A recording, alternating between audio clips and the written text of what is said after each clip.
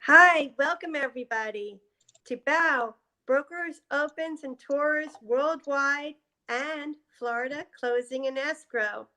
We're here to welcome you to 2021 and to more success ahead. We're here today with John Ioannou and Anthony Bauza, two expert real estate attorneys, to bring you updates regarding COVID, real estate, and marketing to help with your success. So things have gotten a little bit complicated in the last, particularly in the last day. So we're going to start with some of the updates. And I know the moratorium on evictions has been extended, and the mortgage rates are actually now even at a all-time low rate of 2.65. But let's turn to Anthony to give us the news. Yeah, so the CDC eviction moratorium, it was originally implemented by the CDC on September 4th with an expiration date of December 31st. That has been now extended until January 31st. So just to remind people, the moratorium prohibits providers of housing from evicting qualified renters who are unable to pay rent because of lost income due to the pandemic.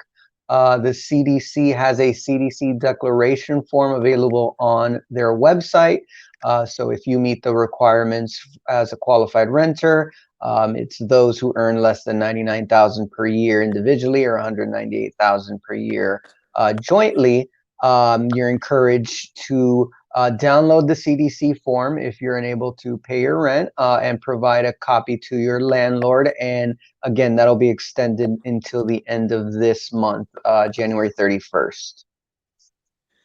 Okay, thank you. I believe I read that 6,300 people have filed in Broward County and 7,000 in Dade. So there's been, a little bit of a surge. And those that need help, there is a moratorium program that has been implemented, the CARES Fund, but it's not unrestricted. There is a homeless trust, and attorneys who want to volunteer with that can. And, we hope that the moratorium, when it's lifted, there'll be negotiations and handled as best as possible. We do have good news. The Miami market is red hot, and it's about to get hotter. Brokers say even more people are flocking here, and a lot of it's due to trends that were already in place, such as the tax rate and because of the pandemic, and it's now accelerating even more. There's been an avalanche of sales in the Miami market per condo black book, and they say a lot of the triggers are the working from home policies that were implemented during the pandemic, and that might in fact become permanent. So employers, including Goldman Sachs, actually have been looking here and shopping for permanent homes. And, that's been increasing, and the market's kind of on fire. Sylvester Stallone purchased a $35 million Palm Beach mansion. An oceanfront hedge fund, an oceanfront property in Golden Beach sold for $24 million to a hedge fund owner. And also, Cindy Crawford and Randy Gerber have just purchased the waterfront mansion on North Bay Road that will make them neighbors with Tom Brady and Ivanka Trump and Jared. So also on Fisher Island, a $16 million home was just purchased by an aviation honcho. And, the market definitely has heated up. John or Anthony, if you want to add to anything that you're seeing as far as closings and title increasing? Yeah, basically what you said, Miami and South Florida was already starting to increase its sales before the pandemic with the lower tax rates and good weather. But now with the pandemic and with some stay-at-home orders in certain areas of the country, with Florida not having those home orders, people are coming down here in droves. They're working with their companies so that they can work from home. And once those permanent work from home policies are announced, and apparently they're going to be announced sometime beginning of this year. So certain companies are going to be announcing that. As soon as they do, this red hot market is going to get even hotter. So one idea for realtors is to keep an eye on which companies are allowing work from home policies and what states they're in, and then target market those areas for those people who might be interested in coming down to Florida. Okay. And it's still a seller's market. Home prices have increased 8.4%. And a lot of the price jump is in the middle of the United States. A lot of the rents have also increased, and it's become unaffordable for some Americans. In the fourth quarter 2020, the increase is 26.4%. So the South Miami sales price has risen 13.9% also. So cities are definitely thought to be making a comeback, though, in the future, and will be healthier, more walkable, and more resilient.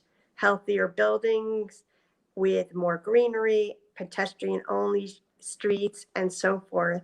Less pollution and cars are expected. So that gets into our next question. Anthony, what are some predictions for 2021? So Freddie Mac's chief economist has stated that heading into 2021, we can expect the rates to remain flat, potentially rising modestly off their record lows, but that solid purchase demand and tight inventory will continue to put pressure on the housing market and as well as housing price growth. According to the Mortgage Bankers Association, they see mortgage rates peaking at about 3.6%. As far as home sales go, 2020 had started out with a very strong February. It was the highest they had been in 13 years. Then obviously the pandemic hit and the sales plummeted over the next 2-3 months. But then by early summer, with those low mortgage rates and a strong buyer demand, coupled with a limited supply, the housing market was able to more than recapture that early year strength and actually finish the year off at a 0.9% higher than 2019. 2021 is expected to experience a robust housing market, with Americans continuing to buy homes that fit their housing needs, new lifestyles and priorities. Home prices did hit a record high in 2020, and according to the National Association of Realtors, they expect home prices to continue to climb at an 8% gain in average sale price nationally, putting 2021 to be on pace with some of the strongest years in the housing market yet. As far as migration goes, COVID-19 obviously accelerated that trend of people moving from higher tax states like New York and California down to more affordable places with more space, such as Florida. During the third quarter, Redfin.com noticed its users searching at least 22,000 times for homes in Florida, which is double from the same time in the third quarter of 2019, just 1 year before. And of those home searchers, New York represented 27% of all those searches. In addition, we can expect for short-term rentals to continue the pace that they've been going on. Unlike other hospitality industries that were hit hard, short-term rentals have performed better than hotels. in close to 30 markets. Guests were looking for lodging where they could stay safely and comfortably for longer periods, and these short-term rentals satisfied this need of many individuals. So the expectation is for the demands of short-term rentals to increase in 2021 and for the market to grow potentially into a 62 billion market from 2020 through 2024. Okay, thank you. And I just wanted to say the correction on the figure that Americans spent 29.6% of their income on housing in the fourth quarter of 2020 versus 26.4 in 2019. And again, that's expected to increase. Okay, the next question is directed to John. How to capture more leads. You know, people can work more hours, spend more money, add members to your team to grow more business, but there's easier, more efficient ways to leverage technology to automate and replicate your efforts. So, John, you want to elaborate? Sure. We have 4 areas that successful real estate agents have automated through technology and technology partners. And those 4 are: number 1, to capture leads. Obviously, word of mouth is great, but that can only get you so far. So leads are very important. And in 2019, the National Association of Realtors reported that over 52% of people who purchased a home found that home online. So there's a big market there. And as 2020 ends, we can estimate that percentage will increase dramatically because of the pandemic. So it's crucial to diversify and to automate your lead generation efforts. You can try lead generation things like Google or Facebook that will allow you to create a database of leads outside of your normal sphere. Number 2 is identify who is ready to buy. A successful agent with limited time, you guys have to use your time efficiently. So this includes correctly identifying who is ready to buy and who's not, and who needs some extra hand-holding to decide how to move forward. And one way to find out if you have a buyer who's ready to buy is to ask them if they got a pre-approval letter. If they have one, great, you're ready to move forward. And you can also present that pre-approval letter to the listing agent to show that you have a serious buyer. Or if they don't, maybe you can point them to a mortgage broker or a lender that you know to get them pre-approved before you start taking them all around town, showing them houses and realizing that what they can't afford and what they actually are looking at are 2 different things. Number 3 is just to remember to nurture relationships with the client. Once you've identified where the lead is, it's crucial to build that relationship through value-added communication. So that could be emails, posts, Facebook things, phone calls, whatever you do, just remember to follow up with the client and never be too far away. So in case once they are ready to make that move, you're not too far away from them. And then number 4 is converting that client into a buyer. And automation is the way to do it, to stay connected. You know, I sometimes get emails, automated emails from realtors with just market updates. Those are interesting. Buyers and clients like to receive those things. So try focusing on doing some extra things and automating your database so you can stay in touch with your clients.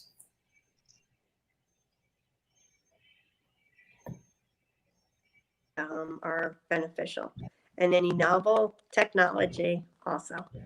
All right, the next question is directed to Anthony. What lessons do we as an industry take away from the events of 2020 that can make your business more resilient in the future? You know, unknowns always do happen, certainly did this year. How can we meet them head on? Well, definitely, if 2020 has taught us one thing, that would be to expect the unexpected. finding new ways to put technology to work and rejecting the tendency to cling to the normal way of doing things. That's for sure.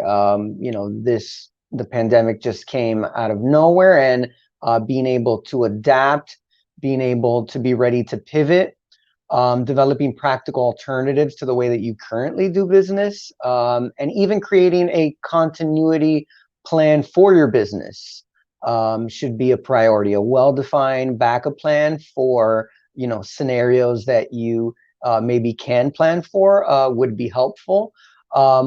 Also, cultivating a top-notch professional network. So knowing that the people that you work with are up to the challenges presented by any sort of market disruption or shifting condition, that would be helpful to know that you could rely on those professional partnerships. Implementing virtual process from beginning to end. That has shown, if anything, in 2020 that end-to-end virtual processes are possible because they were the primary factor in keeping the market moving during all of 2020, during unprecedented activity and uncertainty. Agents and brokers alike should be familiar with ways to facilitate virtual transactions throughout the entire sale and purchase process. And hand in hand with that goes developing a robust online presence. Content marketing, social media, email marketing, they've always been cornerstones of effective marketing, prior to the pandemic, and more so even now after 2020. Too many agents and brokers found themselves trying to play catch up. So a meaningful online presence is essential for ensuring that you could stay connected and reach out to potential clients. And finding alternatives to in-person marketing is also something to try to do. Many real estate professionals have built their entire reputation through personal service, in-person event marketing, in-person networking. So it's essential to continue to implement online and virtual alternatives, video messaging, and other forms of engagement through social media and other types of virtual events. Virtual tours, the virtual opens, the virtual realty, all of that is key right now. A lot of people are not flying here and are unable to get into showings and see properties. People are buying sight unseen, and doing closings long distance. So we definitely have all the tools and technology that can help you. So you could contact us for any assist with that. We do also have people that do the 3D tours, the drone, and all the professional photography, digital business cards. And it's not only the tools, you also want the viewers. And we have that available as well, people to assist you with digital targeted marketing and more. And we're also here to help you structure deals to close. We'll do contract draft and review included in our service, answering any questions, setting up LLCs. We can conduct closings in our office, curbside, any location, out of state, out of country. Online notarization is used and so forth. So just anything that you need help with as far as title closing and some marketing tools, kindly contact us. We're digital, wireless, paperless, mobile, and we have most languages. So Florida Closing and Escrow is here to assist you through the whole process.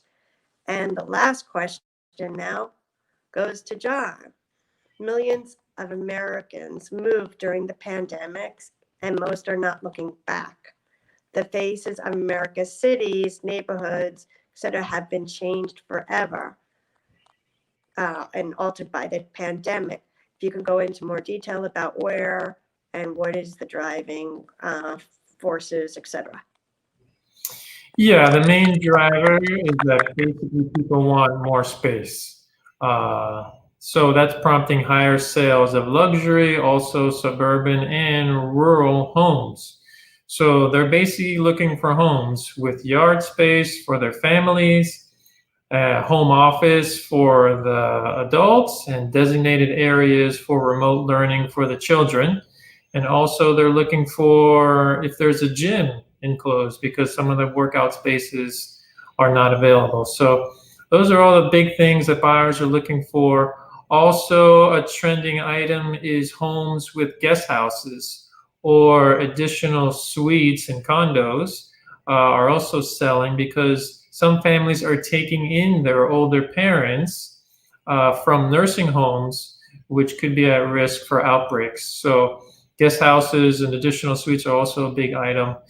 And then finally, what buyers are doing is they're using virtual 3D home tours. They're also sending in agents to tour houses by video or FaceTime Live or whatnot, and buying homes sight unseen to avoid exposure. So if you're a realtor, you might want to present these ideas to your clients and say, hey, look, I'm available to go in the house. I'll do a video tour.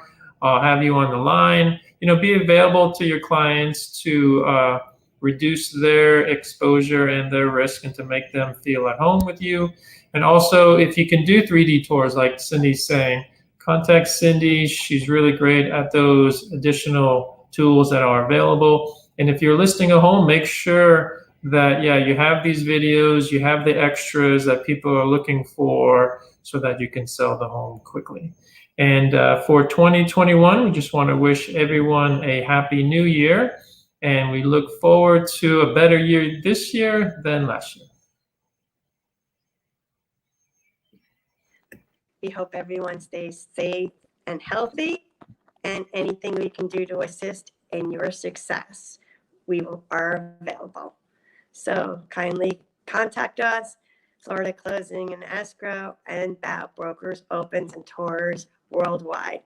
And we thank you for tuning in, and we will also present more updates next week.